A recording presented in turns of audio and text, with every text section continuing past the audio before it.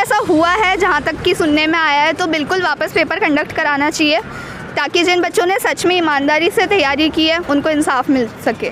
नमस्कार, स्वागत है आपका डिजिटल इंडिया न्यूज़ में। आज हम राजस्थान में जो रीट परीक्षा को लेकर विवाद खड़ा हुआ है उस पर आज हम लोगों से जानकारी प्राप्त करेंगे कि उनको इस रीट धांधली हुई है या फिर ये क्या मामला है, उस पर उनके विचार क्या हैं। तो आज हम जानेंगे। सर, आपको क्या लगता है कि रीट परीक्षा में कुछ ना कुछ बखेड़ा खड़ा हुआ है या फिर उसमें कुछ धांधली जैसी आपको कुछ लग रही हैं चीज़ें?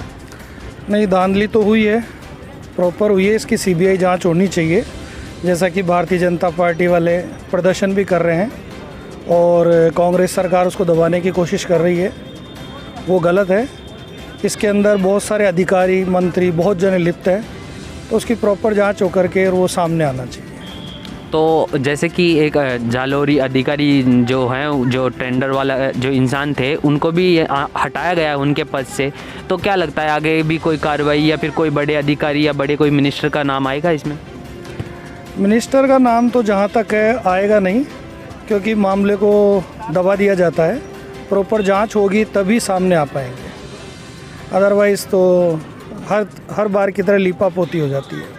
आप जो विद्यार्थी हैं जो ये तैयारी कर रहे थे कई सालों से, उनके लिए आप क्या कहना चाहेंगे? देखिए, क्या होता है कि जो अच्छे स्टूडेंट हैं, पढ़ने वाले स्टूडेंट हैं, वो तो बेचारे अटक जाते हैं और जो पैसे खिलाते हैं वो आगे निकल जाते हैं। तो इस पर प्रॉपर जांच होना बहुत ज़रूरी है।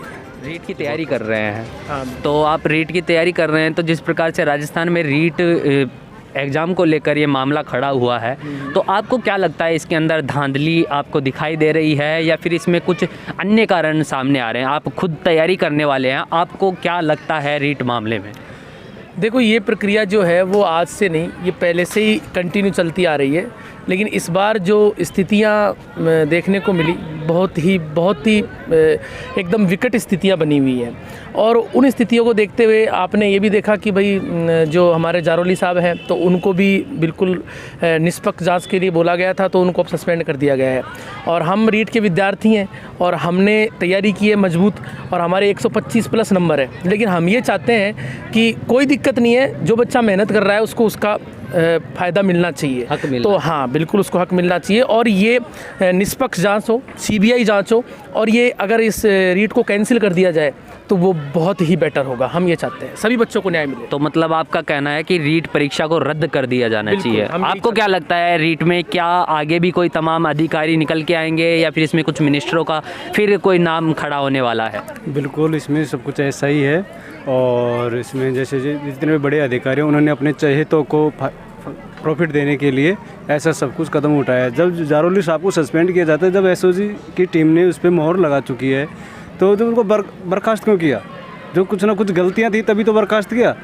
या फिर जब ये मान ही नहीं रहे कि रीट में ऐसी कोई वो नहीं हुई धांधली, तो फिर उसको भी बर्खास्त नहीं करते। रामकृपाल मीणा का उसको वो किया गया है बिल्डिंग का।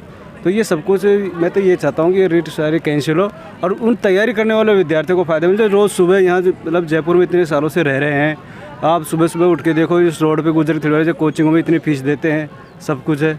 तो मैं तो इसके फेवर में बिल्कुल नहीं हूँ कि ये कैंसिल होनी चाहिए, ये होना चाहिए। आपको क्या लगता है कि रीट परीक्षा में जो धांधली हुई है या फिर क्या हुआ है, इसको लेकर आपके क्या विचार हैं? जैसे कि रीट परीक्षा को लेकर अभी बातें चल रही हैं कि इसको कैंसिल कर दिया जाना चाहिए, क्या लगता है आपको कि क्या किया जाना चाहिए? जी बिल्कुल, इस परीक्षा को बिल्कुल कैंसिल करा देना चाहिए, क्योंकि काफ़ी सारे बच्चे बहुत सालों से इस चीज़ की तैयारी कर रहे थे, जिनका बहुत भारी मात्रा में नुकसान हुआ है। तो मेरी सरकार से ये गुजारिश है कि जो स्टूडेंट्स, जो बच्चे इतने सालों से तैयारी कर रहे थे इस एग्ज़ाम की, उनके साथ इंसाफ होना चाहिए और इस एग्ज़ाम को रद्द करा के वापस इस एग्ज़ाम को कंडक्ट कराया जाना चाहिए। तो आपका कहने का मतलब ये है कि इस रीट को शुरू से करवा दिया जाना चाहिए, जिससे कि जो बच्चे मतलब अच्छी पढ़ाई कर रहे थे उनका नंबर आ सके और जो पेपर बिके हैं उन लोगों को मतलब इस चीज़ का फ़ायदा ना मिले। जी बिल्कुल। तो आपका कहने का मतलब ये है कि हाँ, हकीकत में इस पेपर में धांधली हुई है।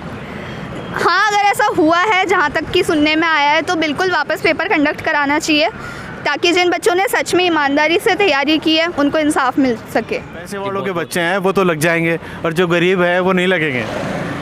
वो दोबारा से होना चाहिए। तो मतलब आपको ये लगता है कि पैसे वालों के बच्चे पेपर खरीद के एग्ज़ाम पास कर लेंगे और गरीब का वो बच्चा जो कैसे होगा? वो कैसे होगा? नहीं हो सकता ना वो तो। भाई गरीब का कैसे होगा? उसके पास पैसे नहीं है, वो तो मेहनत ही कर सकता है ना, और तो कुछ कर ही नहीं सकता।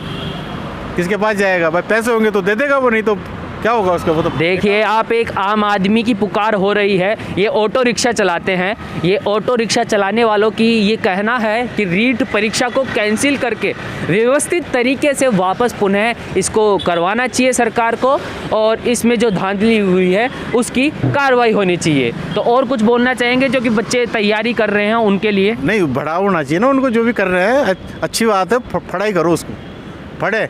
और जो गरीब माँ बाप है जो लगाए, उसके पैसे कहाँ से ला रहे हैं बेचारे, इधर उधर से कर कुरा के उनको पढ़ा रहे हैं, और उनका काम नहीं हो रहा, दूसरों का काम हो रहा है। गलत है ये बात, लीक हो रहा है पेपर। अब वो तो पैसे तो बेकार हो गए ना। हाँ, तैयारी किए थे जो भाई, पैसे। जो तैयारी इधर उधर से कर कुरा के उसको तैयार करते हैं, बेकार ही हो जाते हैं वो तो पैसे, फिर दोबारा से दो। भाई लीक होने का मतलब ये हो गया, उसका तो नुकसान हो गया ना, गरीब का तो नुकसान हो गया ना, पैसे वालों का कौन सा नुकसान हो रहा है भाई? तो आपका कहने का मतलब क्या है? सीधा सरकार से आप क्या बोलना चाहते हैं? भाई मैं तो ये कह रहा हूँ कि जो दोबारा करो इसको पेपर को, सीधी बात है, तरीके से। हाँ, जो भी है। तो जैसा कि आपने लोगों की विचारधारा सुनी, लोगों के व्यूज़ सुने कि परीक्षा को लेकर इसको वापस कैंसिल करके पुनः व्यवस्थित तरीके से रीट का एग्ज़ाम होना चाहिए। आगे किसी छोटी या बड़ी खबर के लिए जुड़े रहें डिजिटल इंडिया न्यूज़ के साथ। सब्सक्राइब, लाइक, शेयर करना ना भूलें। धन्यवाद।